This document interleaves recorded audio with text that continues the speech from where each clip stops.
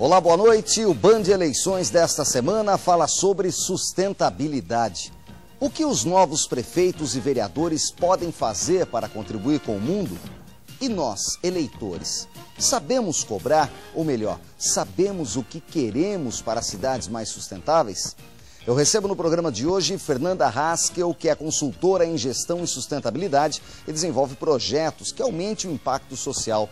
Comigo no estúdio do Band Eleições, o jornalista Carlos Marcondes, que apresenta os programas Diálogo Franco e Ponto de Vista aqui na TV Band Vale. Fernanda, boa noite, muito obrigado por atender o nosso convite aqui no Band Eleições. Nós podemos considerar que esse tema sustentabilidade, essa palavra está muito na moda, é uma pauta nova para os políticos de hoje? Realmente, sustentabilidade está na moda. Talvez nunca tenha sido falado tanto em sustentabilidade como nos dias de hoje. E por isso, não só por isso, mas por uma demanda das pessoas por melhor qualidade de vida e do próprio planeta, que requer uma maior responsabilidade em relação àquilo que está sendo feito, é uma pauta nova, sem dúvida, para os políticos. Carlos Marcondes, boa noite. Boa noite, Nicolini. É uma satisfação participar com você aí do Band Eleições. Ao recebermos a Fernanda aqui, que se faz acompanhar da Heloísa Martins, eu, ao conhecê-la e cumprimentá-la, vendo tão jovem já atuando nessa área, ela como administradora de empresa, eu quero lembrar o seguinte, Fernanda. Até ontem, entre aspas, as crianças matavam passarinho com estilingue, quer dizer, podia tudo.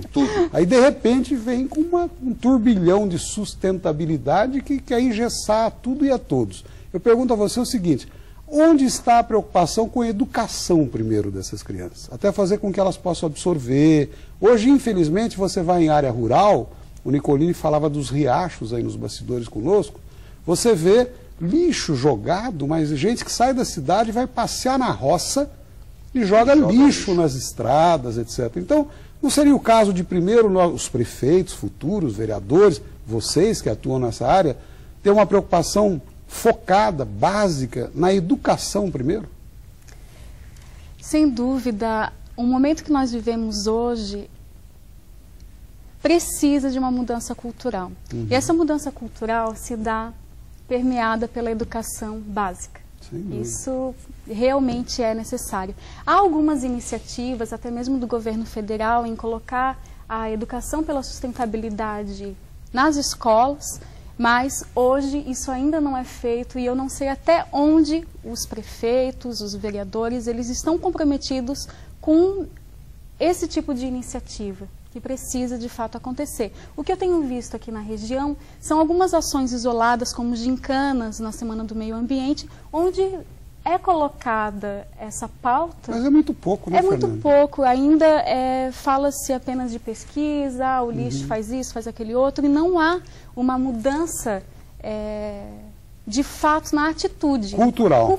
Talvez precise trazer, Fernanda, a coisa para mais perto das pessoas, porque assim, é o que você falou, às vezes parece muito distante, sustentabilidade quem vai fazer, a empresa que vai fazer, a empresa grande que polui tem que fazer, né? E dentro de casa, né? As pessoas ainda não têm essa informação. Como fazer chegar essa informação?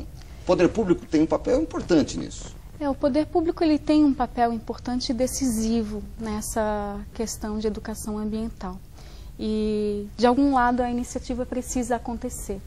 Hoje, a iniciativa acontece a partir de catadores de material reciclado, que falam nas nossas portas: eu tenho orgulho de ajudar a natureza, e também a partir daí que eu tenho a minha renda. Infelizmente, as ações são isoladas e precisa de um articulador social, de o poder público realmente se sensibilizar com a causa e tornar isso na execução, tornar real na execução. Veja, se me permite, Fernanda, até porque quem tem o poder de polícia é o poder público, né? As leis são emanadas do poder público. Então, se não houver essa consciência efetiva, começando por aí, por exemplo, você atua numa ONG nesse sentido, ótimo. É uma jovem administradora de empresa atuando nessa área. Agora, não deixa de ser uma atuação isolada, né? Se você não sensibilizar, se os administradores não forem sensíveis a isso, nós vamos falar no vazio. Aqui a Band fez esses dias reportagem de uma indústria em Taubaté que despeja seu produto químico, etc., na galeria de águas pluviais. Ora, onde está a nossa consciência nesse sentido? Quem sabe, quem faz isso, não tem a consciência do dano que está causando, porque lá atrás ele não teve essa educação. Então, acho que nós teríamos que zerar e começar pela educação básica das crianças para que elas possam absorver, concorda? Eu concordo com isso, mas infelizmente a gente não tem tempo de agir só na educação básica. Sem dúvida. Tem que trocar o pneu com o carro andando. E essa é a realidade, o desafio que nós vivemos hoje. É ter algum tipo de ação paralela enquanto o mundo continua acontecendo. E acredito sim que a educação básica precisa começar agora. Agora, falar de sustentabilidade, falar como,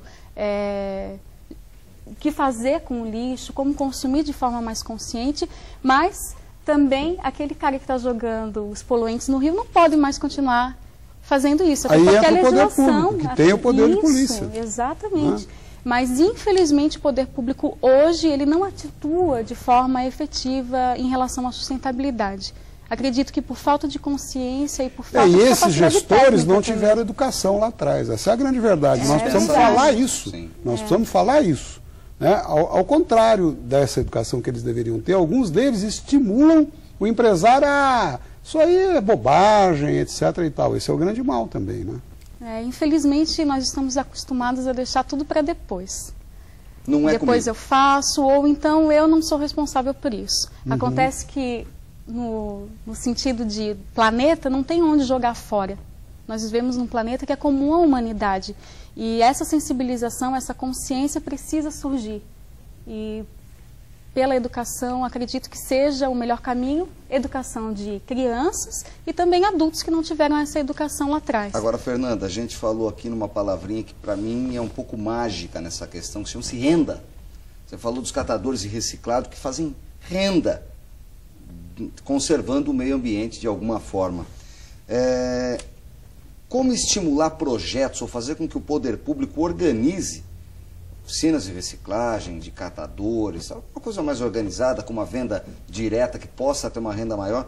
Porque eu acho que muitas vezes as pessoas falam em sustentabilidade, fica caro fazer sustentabilidade, não dá renda. É preciso fazer renda e fazer ela custar mais barato.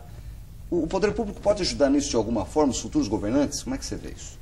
Sem dúvida, o poder público é decisivo, principalmente no apoio a essas ideias. A Opt é um pouco diferente do que você caracterizou como ONG, ela hoje atua como um articulador social e a ideia é montar fundos de investimento privado onde algumas ideias em prol da sustentabilidade sejam financiadas e apoiadas de forma técnica. As cooperativas de catadores de material reciclado é uma grande alternativa, tanto para o meio ambiente como econômica, mas de fato precisa de apoio do poder público. Em São José dos Campos, por exemplo, nós temos alguns exemplos de iniciativas que já acontecem graças, além de toda a força de trabalho do pessoal que já trabalha com essa área de reciclagem, o poder público, graças ao poder público que incentiva, alugando ou construindo galpões, auxiliando com caminhões de lixo, coisas que já acontecem em Taubaté, embora seja de forma isolada e poucas pessoas tenham conhecimento disso. Talvez fazer com que isso seja mais conhecido seja um caminho. A gente vai continuar falando disso depois do intervalo comercial. Não saia daí, o Band Eleições volta já.